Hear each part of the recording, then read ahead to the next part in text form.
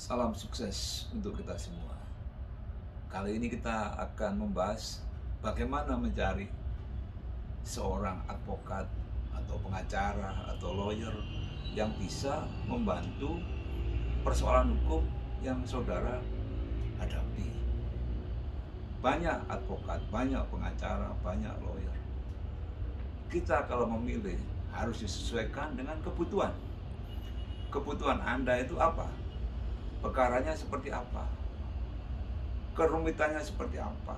Nilai besar perkaranya juga seperti apa? Nanti menentukan lawyer seperti apa atau advokat seperti apa yang akan dipilih. Untuk pertama, yang harus diperhatikan adalah seorang advokat itu harus memiliki izin praktek sebagai advokat. Jadi tidak serta-merta semua sarjana hukum itu bisa menjadi advokat, tapi orang yang punya izin untuk menjadi advokat dan memiliki kartu izin praktek dan dia menjadi anggota sebuah organisasi profesi advokat. Kenapa organisasi ini penting? Karena ketika seorang advokat atau pengacara ini memiliki masalah dengan saudara, maka saudara bisa mengadukan si pengacara atau advokat ini kepada Dewan Kehormatan, di mana advokat ini atau pengacara ini menjadi anggota di organisasi profesi tersebut. Jadi aman. Jadi Anda akan merasa terlindungi karena apabila ada persoalan dengan advokat tadi, Anda bisa mengadukan kepada organisasi profesi tersebut.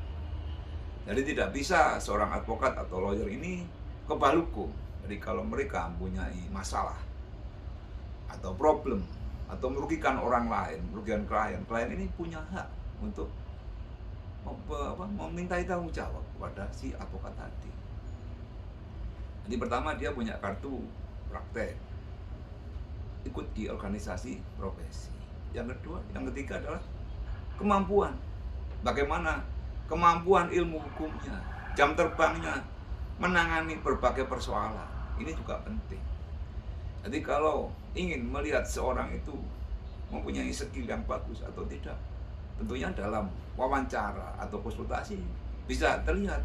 Ketika Anda bertanya tentang persoalan Anda, si advokat tadi bisa menjawab dengan menjelaskan dengan jelas, dengan dasar-dasar hukum yang jelas, dan murni ilmu hukumnya yang diutamakan di sini. Jadi bukan bicara masalah nanti lobby si A, lobby si B, lobby ini menang seperti ini. Kita tidak seperti itu. Seharusnya kita sebagai lawyer hanya memberi pendampingan hukum, menyelesaikan persoalan hukumnya, bukan mencari kemenangan atau kalah, tapi bagaimana persoalan hukum yang dihadapi klien atau Anda ini bisa diselesaikan. Dan yang terakhir yang tidak kalah penting adalah alamat jelas domisili si advokat tadi atau pengacara tadi. Domisili di mana? Kalau tahu kantornya di mana? Ini harus jelas. Kenapa? Ketika kita berperkara di pengadilan, relas atau panggilan dari pengadilan akan ditujukan kepada advokat tadi yang mewakili kepentingan Anda. Ketika kantor ini tidak jelas atau alamat si advokat atau pengacara tadi tidak jelas, domisili tidak jelas, nanti kesulitan dengan ketika Anda sudah diwakili oleh mereka, ketika ada panggilan dari pengadilan akan sulit tersampaikan.